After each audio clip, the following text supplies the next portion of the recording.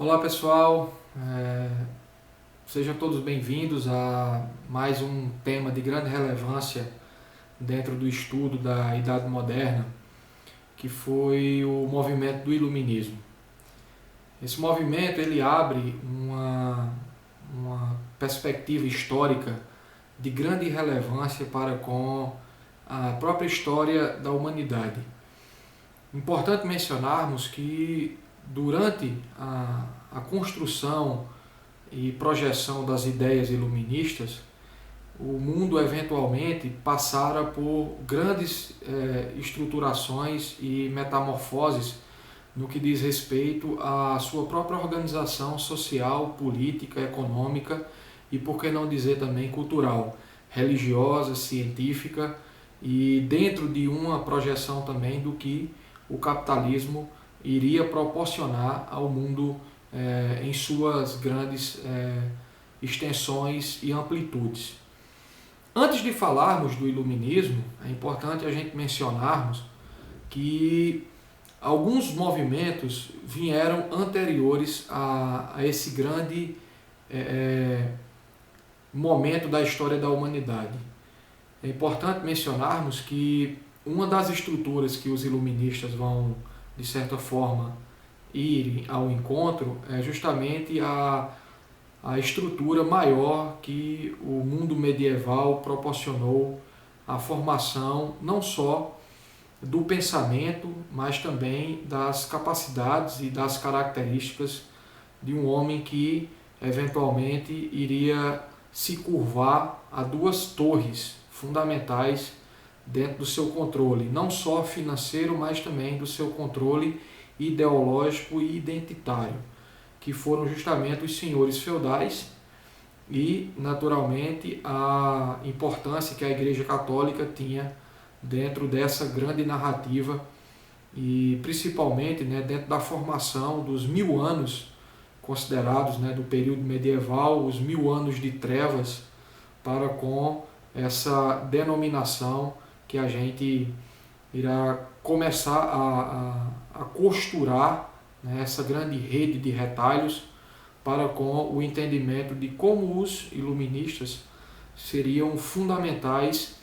para trazer ao cenário o que os gregos eventualmente já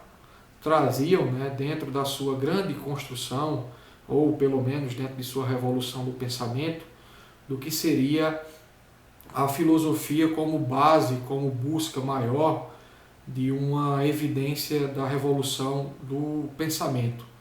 na saída da construção do pensamento mitológico para o pensamento racional. Então a gente vai ter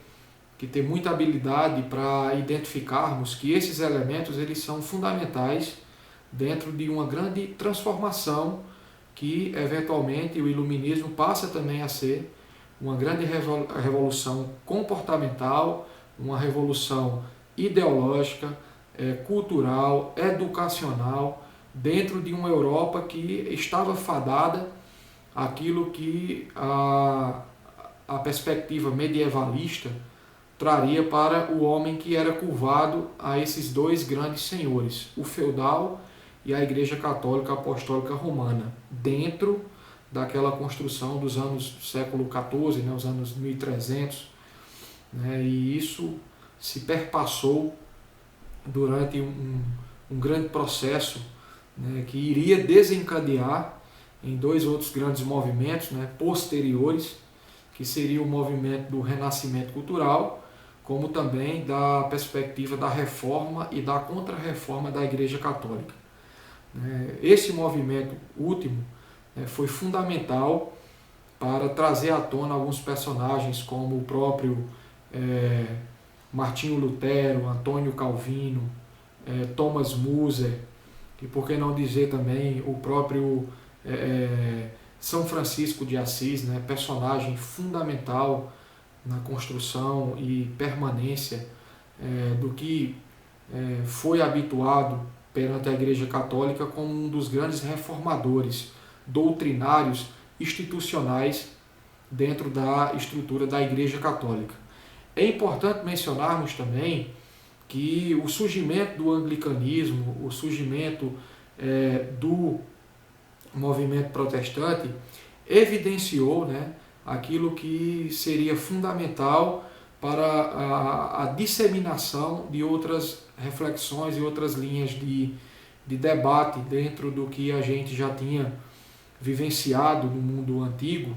e principalmente, né, do apogeu romano e, por que não dizer, depois da consolidação e queda do Império, né, quando a Igreja Católica ela funda como a base real, né, consolidada de uma das únicas instituições e resquícios que os romanos eventualmente deixaram dentro de sua construção do exército e de sua magnitude territorial, da arte da guerra,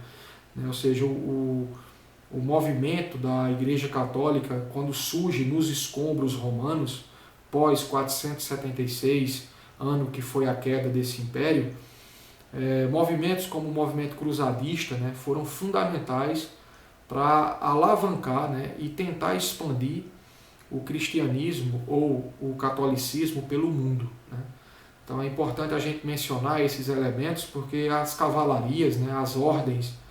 que estavam a serviço não só da Igreja Católica, mas estavam atrelados ali dentro de uma projeção econômica, capital,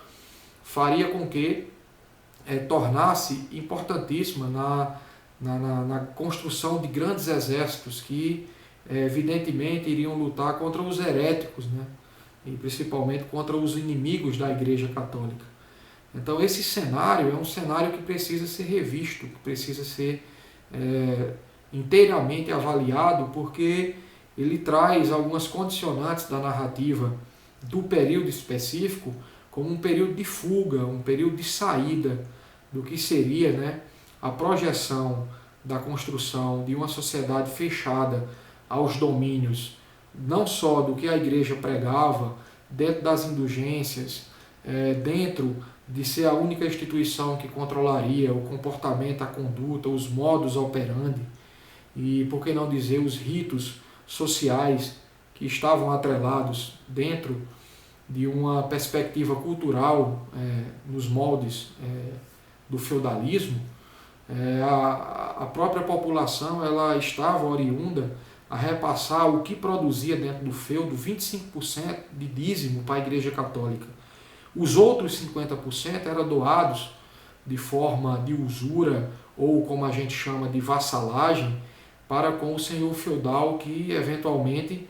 era o dono da terra e naquele período, enquanto a Europa pegava fogo, surgiam os movimentos de ruralização, onde as pessoas não tinham lugares específicos para morar, residir e eventualmente desenvolver as suas habilidades, né? Os homens que anteriormente seriam senadores, políticos, grandes comerciantes, que tinham suas terras distantes da capital romana, fundaram ali os seus feudos, né? Então tudo que era oriundo de proteção e de donatários desses povos, quem pudesse usufruir e viesse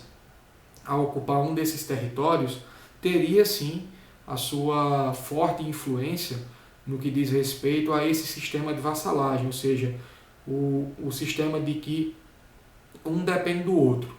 O homem depende da fazenda, depende da terra, enquanto o senhor dependia exclusivamente do trabalho. Então, nessa condição, tudo que era produzido por essas famílias, 50% era voltado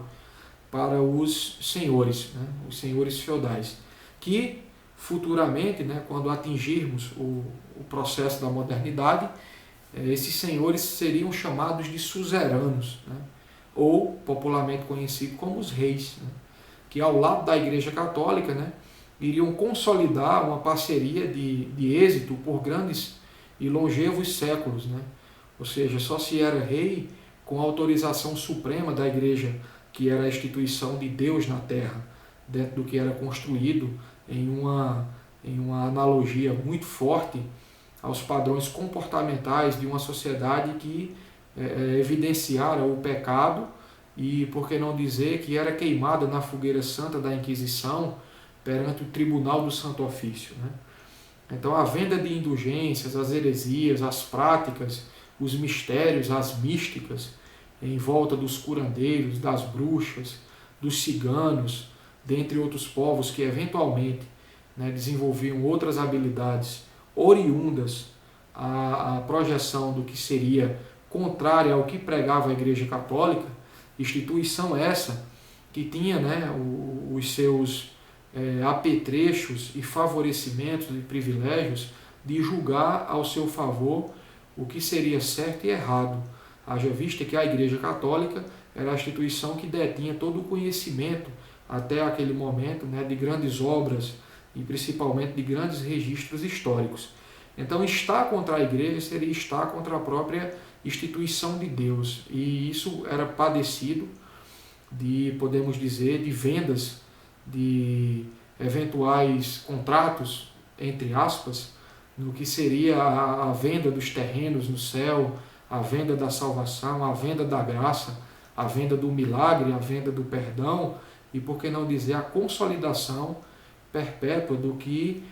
pessoas leigas se debruçavam aos poderes do que o clero iria fornecer e iria propiciar. Então, estar contra esse sistema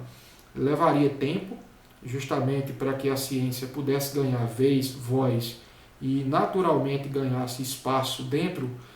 do âmbito de dúvida, do questionamento, dos porquês e principalmente da crítica, né, da análise, da reflexão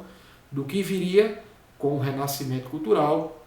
dentro de uma projeção humanística, né, das artes, da pintura, das esculturas, das próprias invenções, falar de Giordano Bruno, falar de Michelangelo, falar de Rafael, falar de Leonardo da Vinci, falar de Galileu Galilei posteriormente, seriam homens fundamentais, né, para com essa condição maior de desafiar as verdades que eram atribuídas ao papel estruturante, preponderante, que a Igreja Católica eventualmente iria dinamizar para com as suas reais necessidades e interesses. Então, é importante mencionarmos e pontuarmos esses elementos, porque é através deles que a gente começa a criar um plano de fundo no que viria a ser a sociedade iluminista, né? Já mencionamos os gregos, né, que trariam essa prospecção do que a filosofia iria endossar dentro de uma lógica de Aristóteles, de Platão, do próprio Sócrates, de todos os pré-socráticos, né, e eventualmente os pós-socráticos, né. A gente já tem aqui, com o movimento da reforma, da contra-reforma, o surgimento também, né, do que a gente conhece da escolástica, né, a formação dentro da Igreja Católica das grandes redes e linhas de conhecimento que estariam atreladas principalmente, né, ao conhecimento natural do que seria a própria retórica, o estudo do direito, a projeção do estudo, né, da anatomia e, por que não dizer, da própria filosofia, que seria a base, né, dentro de outros personagens fundamentais que foram Tomás de Aquino, que foram Santo Agostinho, né, homens responsáveis pelo surgimento de uma das grandes disciplinas fundamentais e estruturantes do pensamento, né, moderno, que foi justamente o nascimento da teologia, né? Theo, Deus, Logos, razão, ou seja, a teologia seria a ciência que iria conduzir a uma eventual conjuntura do que seria, né, o entendimento da razão de Deus para com a interpretação não só do corpo, da alma, do espírito, mas envolver, né, toda a simbologia natural para com os desígnios do que diria, né, os textos sagrados oriundos, né, da própria disseminação da Bíblia Sagrada para com os grandes templos, né, que iriam sendo montados no decorrer dessa Europa no início da Idade Moderna e, por que não dizer também, né, dentro do perfil da Idade Média, onde cada feudo, né, tinha lá a sua estrutura clérica, né? Tinha lá a sua igreja e tinha naturalmente, né, o seu apogeu de dominação para com as necessidades reais daquele sistema político, econômico e social para com essas causas reais. Então, assim, a gente, nesse primeiro momento, precisa canalizar essas reais perspectivas de onde está o homem e que condições ele cria para inserir-se dentro de uma condicionante maior do que os iluministas começariam a pregar lá no século, basicamente no século XVII, né, nos anos 1600, essa retomada do entendimento do que fizeram os gregos, do que fizeram os renascentistas, do que fizeram os reformadores da Igreja católica, e dentro dessa condicionante, né, o capitalismo alavancado, ou seja, em crescente, até porque também o próprio feudalismo ele já não daria mais sinais de sustentação, principalmente quando surgiu, né, em volta dos feudos, né, os burgos, que eram os feirantes. E burgos, lembramos a palavra burguesia, mercadores, comerciantes, né? E dentro dessa lógica, né, a partir do momento que no feudalismo era a terra, que era a maior unidade de valor, com a ruptura da Idade Média para a Idade Moderna, a gente vai ter a moeda como esse elemento de que não precisaria mais trocar produto por produto. Ou seja, quem tinha arroz não precisaria trocar por feijão. Quem tinha milho não precisaria trocar por soja. Quem tinha leite, carne e os outros derivados não precisaria trocar, podemos dizer, por batata, por cereais. Ou seja, a moeda iria unificar esses desejos. A moeda iria condicionar projeções maiores do que seria a alternância do que o dinheiro iria substituir as causas reais de condições não de troca, mas de perspectivas financeiras, ou seja, as relações elas seriam diretamente induzidas para com essa passagem, né, essa saída do que seria o mundo antigo dentro das perspectivas do feudalismo e agora a retomada do que iria condicionar o capitalismo. A gente já tem aí o protestantismo, já temos aí algumas evidências do que a Igreja Católica ela não iria dar conta pela ideia de ser ela a única detentora das verdades impostas, absolutas, inquebráveis e principalmente, né, concretas. Ela não teria essa circunstância maior de explicação, principalmente para o estudo, não só do cosmos, mas principalmente das estruturas que começariam a vir em encontro ao que o pensamento racional, ao que o pensamento crítico, reflexivo, analítico, o pensamento duvidoso, o pensamento de fuga para o conhecimento científico iria eventualmente dinamizar outros porquês, outras explicações e outras denominações oriundas do processo que iria desencadear a formação de uma Europa que proporcionaria uma outra condicionante dentro dos modos sociais evidentes a partir de então.